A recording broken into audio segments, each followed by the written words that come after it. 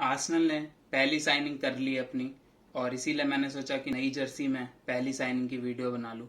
तो फाबियो विएरा को आर्सेनल ने पोर्टो से साइन कर लिया है for a fees of 35 million plus 5 million in add ons, तो अराउंड 40 मिलियन यूरोज में साइन किया है फाबियो विएरा को। 22 साल के मिडफील्डर हैं, और पोर्टो की तरफ से कंफर्मेशन आ चुका है, उन्होंने अपने ऑफिशियल पेज पे डाल दिया था। जब तक शायद मैं इस वीडियो को डालूं तब तक हो सकता है आर्सेनल भी confirmation they they, because already उनका मेडिकल हो चुका है। तो डेफिनेटली एक बहुत बेहतरीन साइनिंग रहेंगे या नहीं रहेंगे, ये डिस्कस करते हैं इस वीडियो में। तो सबसे पहले तो देखते हैं कि फाबियो विएरा है कौन। तो फाबियो विएरा एक, जैसे मैंने पहले बताया, 22 साल के पोर्चुगीज प्लेयर हैं। पोर्टो के लिए खेलते थे पोर्चुगीज लीग में ही। तो ये सीजन उनका बहुत ब्रेक थ्रू सीजन था एक तरीके से। अगर आप उनके इस सीजन के स्टैट्स देखें तो उनकी जो लीग थी उसमें उन्होंने 27 मैचेस खेले हैं, जिसमें से 15 स्टार्ट्स थी और 12 बेंच से आए थे वो। उसमें उन्होंने 6 गोल और 14 असिस्ट किए हैं, जो कि बेहतरीन है। सिर्फ एक 22 साल के ही हैं वो भी, और वो कोई स्ट्राइकर पोजीशन में भी नहीं खेलते हैं सच। मतलब उन्होंने ज़्यादातर उनका जो मेन रोल है वो अटैकिंग मिडफील्ड का है, या फिर एज अ सेकंड स्ट्राइकर भी खेल रहे हैं काफ़ी टाइम। अगर आपने वीडियो को अभी तक लाइक नहीं किया है तो लाइक कर दीजिए और चैनल को भी सब्सक्राइब कर लीजिएगा। उसके साथ अगर आप उनके ओवरऑल देख लें असिस्ट एंड गोल, तो 39 मैचेस में 7 असिस्ट और 16 गोल हैं। तो ओवरऑल आपको लग रहा होगा कि 39 में मतलब 23 गोल कंट्रीब्यूशन इतना ज़्यादा नहीं है, बट आप उनके मिनट्स प्लेड देखेंगे तो सिर्फ 1990 मिनट्स प्ले किए हैं। तो बहुत कम मिनट्स प्ले किए हैं, बिकॉज जो मेन रीज़न ये था कि पहले लुइस डियाज खेलते थे, तो लुइस डियाज के खेलने की वजह से उनको चांस कम मिलता था।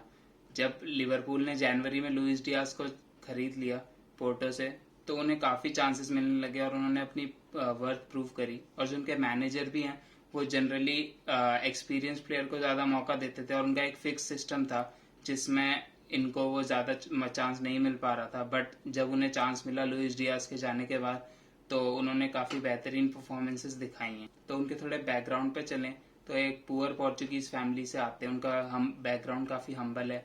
बताया जा रहा था है कि उनके पास जब वो छोटे थे तो उनके पास ट्रेनिंग पर जाने के भी पैसे नहीं हुआ करते थे, और वो अपने फ्रेंड की हेल्प लेके ट्रेनिंग पर जाते थे।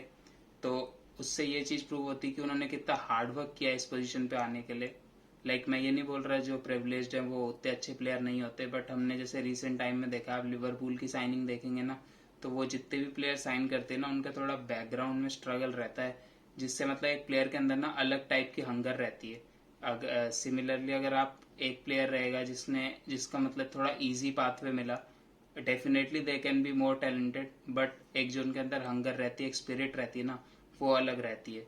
उसके साथ साथ जो उनके काफ़ी पोर्चुगल में जो काफ़ी रिपोर्टर्स हैं, जो पोर्चुगीज पंडित्स हैं, उनका ये मानना है कि he was the next best thing. और काफ़ी लोग जो पोर्टो के प्रेसिडेंट हैं उनसे अनइम्प्रेस्ड हैं कि उन्होंने उन्हें रिलीज क्लॉज से कम में कैसे जाने दिया, बिकॉज 50 मिलियन का रिलीज क्लॉज था, बट समहाउ एडू ने 40 मिलियन में ही डील करवा ली। तो ये भी अपने आप में ही कमाल है कि एडू ने रिलीज क्लॉज से कम में डील कर दी। तो अगर आप उनके ये देखेंगे कि वो खेलते कहाँ पे हैं ज़्यादातर, अगर आप उनका हीट मैप देखें तो वो, जैसे कि मैंने बताया कि वो अटैकिंग मिडफील्ड तो खेलते ही हैं, उसके साथ साथ वो राइट विंग पर भी खेल चुके हैं, लेफ्ट मिडफील्ड रोल में भी खेल चुके हैं, और सेकंड स्ट्राइकर में भी काफ़ी मैचेस खेले उन्होंने। तो एक तरीके से को डिफेंसिव वर्क रेट उतना नहीं मिलेगा। मेनली आपके जो, जैसे आर्सेनल 4-2-3-1 खेलती है काफ़ी टाइम, तो जो स्टार्ट आगे के 4 प्लेयर है ना, स्ट्राइकर और 3 midfielder, left midfielder, attacking midfielder और राइट मिडफील्डर, इन तीन पोजीशन में खेल सकते हैं वो मेनली। तो एक ऐसे प्लेयर हैं जो काफ़ी सारी पोजीशंस पे खेल सकते हैं। तो जैसा अभी हम आर्सेनल की साइनिंग्स देख रहे हैं ना, वो ऐसे प्लेयर्स को साइन करने की कोशिश कर रही हैं जो काफ़ी पोजीशंस में खेल सकते हैं। तो ये उसी टाइप के प्लेयर मुझे लग रहे हैं जो हमें अटैकिंग मिडफील्ड का रोल तो वो डेफिनेटली खेलते ही हैं, उसके साथ साथ वो नंबर 8 में भी खेल सकते हैं, और उसके साथ साथ अगर ज़रूरत पड़ी तो विंग्स पे भी कवर प्रोवाइड कर सकते हैं।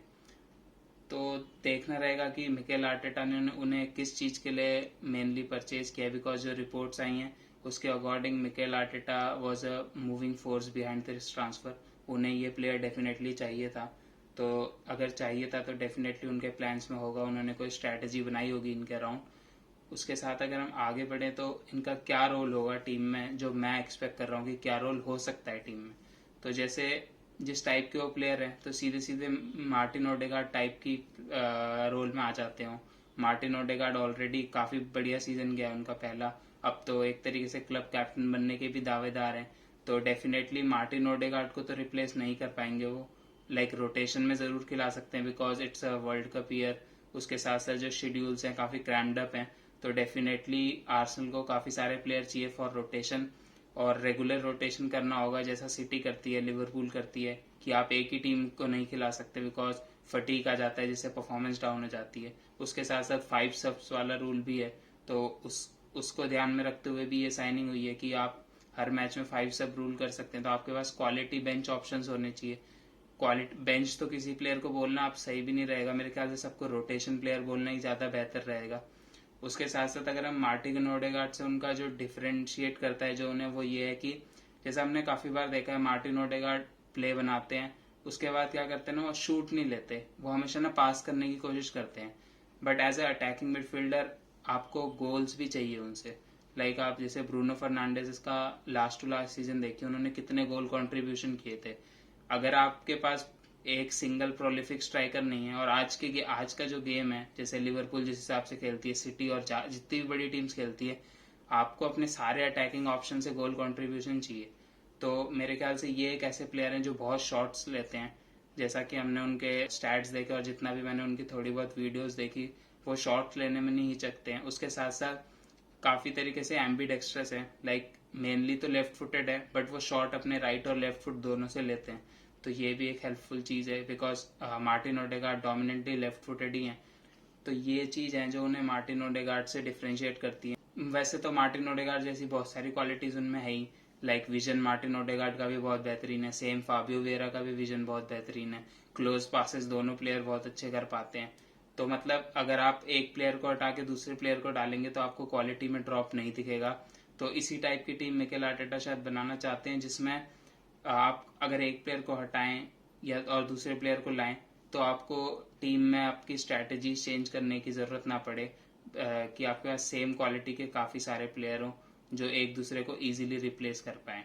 उसके साथ साथ सेट पीसेस में काफ़ी अच्छे हैं वो, डेड बॉल डिलीवरीज में अच्छे हैं। तो मतलब आपको वो फ्री किक्स जो मार्टिन ओडेगार्ड मेरे ख्याल से ठीक करते हैं, बट आप उस पर डेफिनेटली इम्प्रूव कर सकते हैं। उसके साथ साथ हो सकता है कि कभी कभार कुछ गेम्स में जहाँ पे आपको क्रिएटिविटी की ज़्यादा ज़रूरत पड़ती है, वहाँ पे आप दोनों मार्टिन ओडेगार्ड और फाबियो वियरा दोनों प्लेयर्स को भी खिला सकते हैं।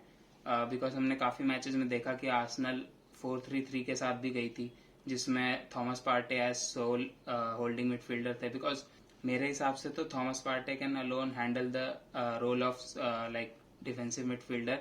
बस ये है कि वो फिट रहने चाहिए, बिकॉज अगर थॉमस पार्टे फिट नहीं रहते उसके बाद तो कोई और प्लेयर नहीं है जो अकेले उस रोल को हैंडल कर पाता है। और अगर हमें दोनों को खिलाना रहे कुछ गेम जैसे जहाँ पे लो ब्लॉक्स टीम खेलती है, वहाँ पे आपको ऐसे प्लेयर्स चाहिए जो ज़्यादा क्रिएटिव हों, जो ज़्यादा चांस बनाने को दें। तो वहाँ पे दोनों प्लेयर खिलाना काफ़ी काम में आ सकता है। उसके साथ साथ जैसे मैंने बताया है कि वो काफ़ी पोजीशन पे फिलअप कर सकते हैं। तो मेरे ख्याल से तो एक डिसेंट साइनिंग हो सकते हैं। देखना रहेगा किस तरीके से यूज़ करते हैं। उतनी लाइक उनकी फिजिकलिटी पे लोग कुछ डाउट कर रहे हैं। तो मेरे ख्याल से तो जिस टाइप के वो प्लेयर है वहाँ पे आपको लाइट फुटेड प्लेयर ही चाहिए। जैसे आप बर्नार्डो सिल्वा देख लीजिए, हकीम जियच देख लीजिए, बहुत सारे लाइट फुटेड प्लेयर ऑलरेडी हैं हमारे पास प्रीमियर लीग में जो इजीली खेल पा रहे हैं। तो ऐसे एज सच कुछ फिजिकलिटी का इशू मुझे तो नहीं लग रहा कि आएगा।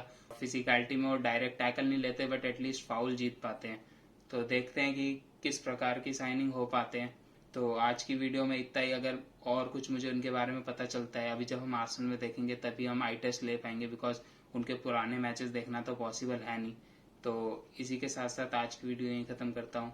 मिलता हूँ अगली वीडियो में, तब तक के लिए take care and good bye.